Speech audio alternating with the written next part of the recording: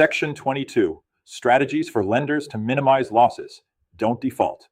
The next morning, Melissa arrived at the office with a question that had been on her mind since meeting with Brian. "David," she said, "I understand why homeowners want to avoid foreclosure, but why would a lender ever agree to lose money through a short sale? Wouldn't they always make more money by foreclosing?" David smiled. "That's probably one of the most common questions new realtors ask." He invited Melissa into the conference room, where several newer agents had gathered for another training session. "Let's look at this from the lender's perspective," David began. "When a borrower stops making mortgage payments, the lender immediately begins evaluating one question: which option will result in the smallest financial loss?"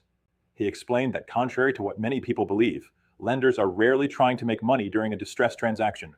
Instead, they are attempting to recover as much of the outstanding loan balance as possible, while minimizing expenses, reducing risk, and complying with both federal and Arizona law. Every decision the lender makes is based upon balancing financial recovery with efficiency. Melissa nodded. "So foreclosure isn't automatically the lender's first choice?" "Not at all," David replied. "Foreclosure is expensive."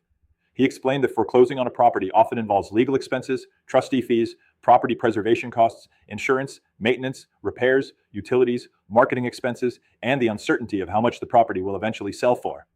By the time the lender resells the property as real estate owned, REO, the total financial loss may be significantly greater than approving a reasonable short sale months earlier. One of the newer agents raised a hand. "What happens when there are two loans on the property?"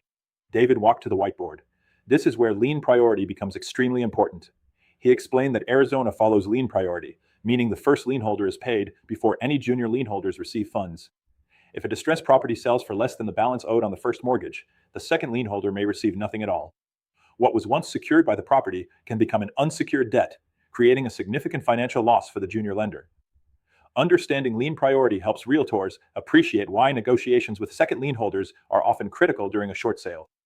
Melissa asked, "So why would a second lien holder agree to release its lien if it isn't receiving full payment?" David smiled.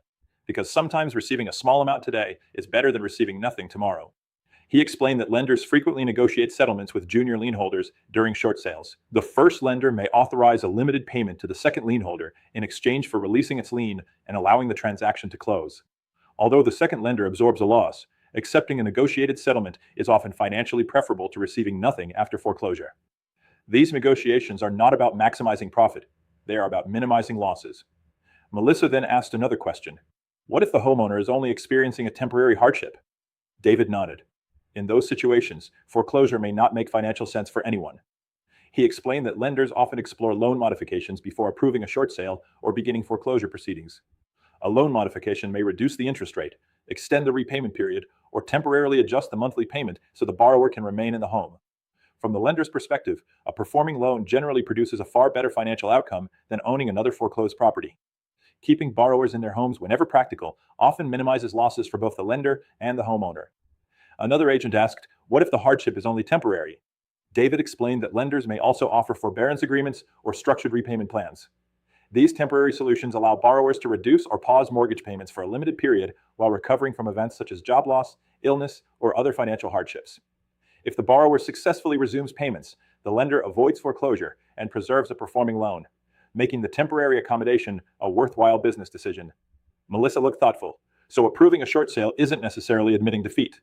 "Exactly," David replied. "In many situations, approving a short sale is simply the lender's best financial option." He explained that when the current market value of the property is substantially less than the outstanding loan balance, accepting today's market value may result in a smaller overall loss than completing a lengthy foreclosure, maintaining the property, and selling it months later after additional expenses have accumulated. Arizona's anti-deficiency statutes may also influence lender decisions because, in qualifying situations, the lender may have limited ability to recover any remaining balance after foreclosure. Melissa remembered another topic from the previous meeting. What role does mortgage insurance play? David explained that many loans with small down payments include private mortgage insurance, or PMI. Although PMI does not prevent a borrower from defaulting, it helps reimburse the lender for part of the financial loss if the property ultimately sells for less than the outstanding loan balance. In effect, mortgage insurance transfers a portion of the lender's financial risk to the insurance company, helping stabilize losses when defaults occur. One of the agents then asked, "How much do government regulations affect these decisions?" David explained that lenders operate within a highly regulated environment. Federal laws such as the Dodd-Frank Act and the Fair Debt Collection Practices Act establish standards for how borrowers are treated throughout the loss mitigation and foreclosure process. In Arizona, statutes governing trustee sales and deficiency protections establish additional legal requirements that lenders must follow. Compliance is not optional. It is an essential part of every distressed transaction. Before ending the meeting, David looked around the room. The more you understand how lenders evaluate risk, the better realtor you'll become. He explained that successful agents don't simply submit offers and hope for approval. They understand the lender's objectives, anticipate documentation requirements, communicate effectively with negotiators, and recognize why certain decisions are made throughout the approval process. Realtors who understand lender strategy become better advocates for their clients because they can anticipate obstacles before they become problems. As Melissa gathered her notes, she realized that lenders and homeowners often share the same goal, even if their reasons are different. Homeowners want to minimize the financial damage to their future, while lenders want to minimize the financial loss on the loan. Understanding that common objective helps realtors build realistic expectations, negotiate more effectively, and guide clients through distressed transactions with greater confidence and professionalism. We'll begin examining the complete short sale package and the documentation lenders require before evaluating whether a short sale can be approved. Online discussion. Discussion question 1. Why might a lender approve a short sale even though it results in a financial loss? Answer.